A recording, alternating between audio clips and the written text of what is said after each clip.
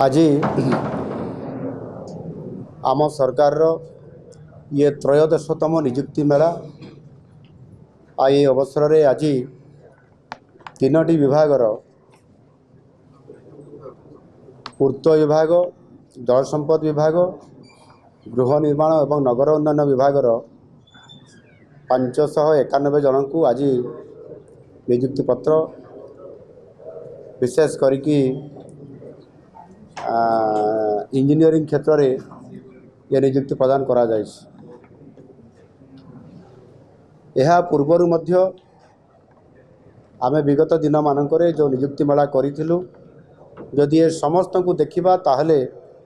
आम सरकार जो प्रतिश्रुति देइथिले जे आमे 2 वर्ष रे 65,000 जो निजुक्ति प्रदान करिबा आ सेथि मध्यरु आमे आज पाखापाखि 38,000 आज को मिसेला परे आमे सरकारी खाली थिबा पदवी रे आज आमे निजुक्ति समान को देइछु। एणु एथिरु निश्चित भाव रे आमे बहुत सबुठार बड़ कथा हला जे आमर जो विजन अछि नुआ सरकार आसिला परे 2036 समृद्ध ओडिशा तथा विकसित ओडिशा या साकार करबा पई हेले भित्तिभूमि बहुत बड़ आवश्यकता अछि एवं प्रत्येक विभागर जो गुड़िकर भित्तिभूमि निर्माण करिवार बड़ आवश्यकता अछि। से आधार रे आमे विशेष करिकरी हमर कैपिटल एक्सपेंडिचर को पूंजी खर्च को आमे प्राधान्य दउछु, जो थिरे कि चलित वर्ष बजेट रे हमर कैपिटल एक्सपेंडिचर होची 68,000 कोटी 68,000 करोड़। ये स्थिति रे आमे जदि मैन पावर विभिन्न विभागर जो विभागर इंफ्रास्ट्रक्चर डेवलपमेंट भरी गुरुत्वपूर्ण काम अच्छी आमर से आद्य अनेक विभाग रे इंजीनियर्स मानकर बहुत अभाव देखा देइथिला एवं विभिन्न क्षेत्र अधिकारी मानकर भी अभाव थिला। विगत दिन सरकार जेभली भाव में ठिका निजुक्ति माध्यम रे आउटसोर्सिंग माध्यम रे प्रत्येक विभागर खाली थिबा पदवी को एडजस्टमेंट करुथिले, ताहा द्वारा भित्तिभूमि निर्माण हो पारिबो नहीं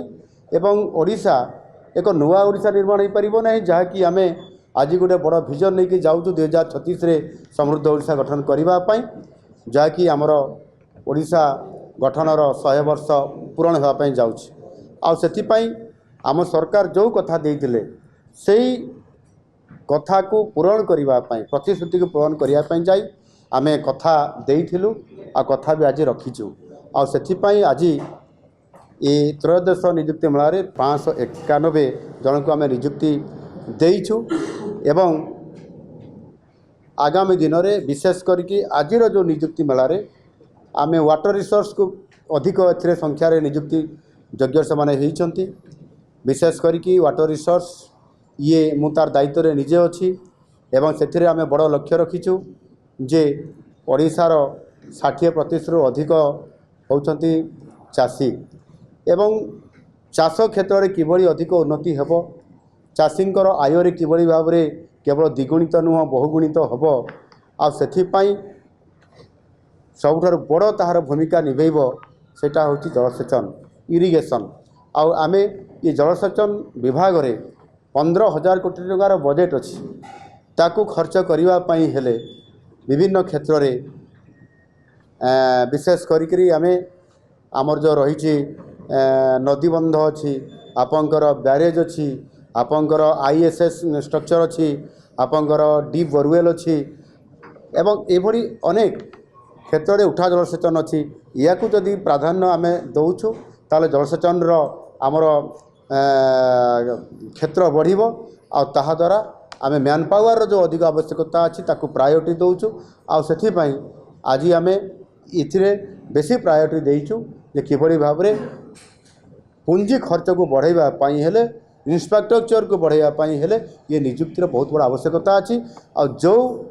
राज्य रे मैन पावर अच्छी जो राज्य रे बजेट अच्छी से बजेट को खर्च करने हेले मैन पावर जो भूमिका ताकू निश्चित भाव में सुनिश्चित करने आज एभली एक बड़ भूमिका नहींचु। एथिरे आमे आड़ीबंध निर्माण पाई जो आमे किछि प्रोजेक्ट को आज आमे भित्ति प्रस्तर देलु आ किछि प्रोजेक्ट को आज आमे ताहार उद्घाटन भी करलु। यह द्वारा जे बड़ गोटे आमे आगामी दिन में सफलता अर्जन करने जाऊँ वाटर रिसोर्स विभागर इरिगेशन क्षेत्र को गुरुत्व देवाई से भाव में गृह निर्माण विभागर से भाव में वास्ट डिपार्टमेंटर कौटी सेतु हम कौटी रोड्स हम कौटी जमी आमर गृह और अर्बान हाउसिंग विभागर बहुत बड़ बड़ बिल्डिंग हम से इंजीनियर आवश्यकता आज इंजीनियर अभाव अच्छा खूब शीघ्र आम पूरण करने जाऊँ निश्चित भाव में ये क्षेत्र में सरकार आगामी दिन में समृद्ध ओडिशा गठन करिबारे बहुत बड़ भूमिका निर्वाह करि पारिबे।